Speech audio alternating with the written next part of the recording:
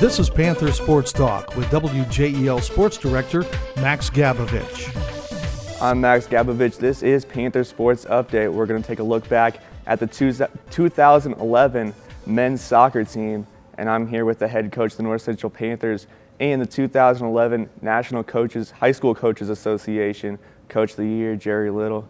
Coach, appreciate you joining us. Thank you. Glad to be here. And can you just start out by talking about the 1-0 loss to Avon end of your season in the regionals, but it's the first time any of these players have won a sectional championship, and how that's going to help these players returning next year? Well, the 1-0 loss to Avon was very difficult because we know we were the better team. We had 3 times as many shots, twice as many on goal. A lot of their opportunities were from free kicks that just were kicked into our goalkeeper who caught them. We had 3 balls off the post. It created a lot of really good opportunities that most of the time went in. So it happens more in soccer than any other sport where the better team loses, but we're where that can happen. Difficult loss, but it builds character. Our kids have all year long won with character, and they lost with character. So. And you had 11 seniors this year. Can you talk about the leadership from the seniors and how that helps the team? Well, it's something that can't be replaced. I'd start off first with our 2 co-captains, Mitch Grove and Dan Ulrich. Excellent leadership. They kept the kids together all year long. They kept them focused on what we wanted their goals to be.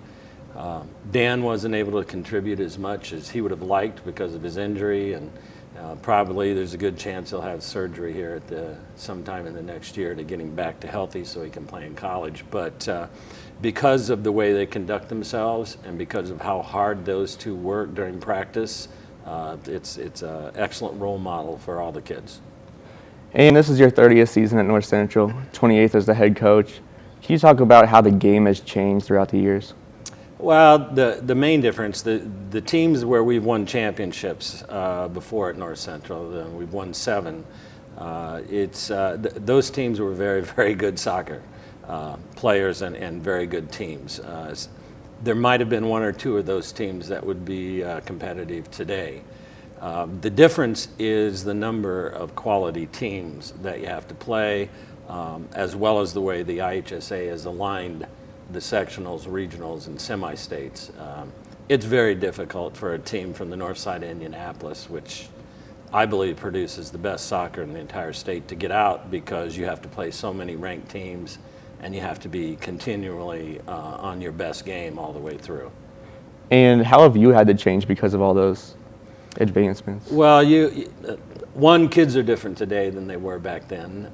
So you have to change your attitude a bit and how you deal with the kids. The tactics have obviously changed an awful lot. Yeah. And there's quite a bit of pressure on the kids, especially here at North Central, academically. So that plays into it. We're very fortunate. These 11 seniors have tremendous GPA averages. I'm really happy to work with them because they embody everything that I believe student athletes should be. And how does the academics play into it? I know you mentioned that, but how do you keep track of who's doing well and how you keep track of your players off of the field? Well, we know what courses that they're taking, and we know what their grade point averages are. We're fortunate that the kids, it's interesting because the soccer team, we've always emphasized academics. We had a 2.0 rule before the school went to the 2.0 rule. And even back in the early 80s, we would check report cards. And we've always emphasized that the coaching staff at North Central we're teachers first. So we've always emphasized the academics. And I've seen kids that have come in that weren't as focused on academics as they should, but because of the kind of kids that they're around, by the time they graduate, they become more academic, and because of that, they've had more opportunities to play and go to school. And although your season's over, I know you guys still have to do a lot of work to prepare for next year. What do you guys do, you and your coaching staff, during the off season? Well, I'm still involved with quite a few things in the state. I'm on the board for the Indiana Soccer Coaches Association. So we host the all-district games, which we'll be hosting here the 19th and 20th of November for all the top players in the state will be here playing on those days. We host the voting for the all-state players. We're involved in that. Starting January, the kids will be, if they're not enrolled in Coach Anderson's weight classes, we will be, Coach Broderick heads up running the after-school weight program, conditioning for the kids. Almost all of our kids are already playing soccer for their club teams. So they're involved pretty much year-round. Coach Little, thanks for your time. And that's Panther Sports Update.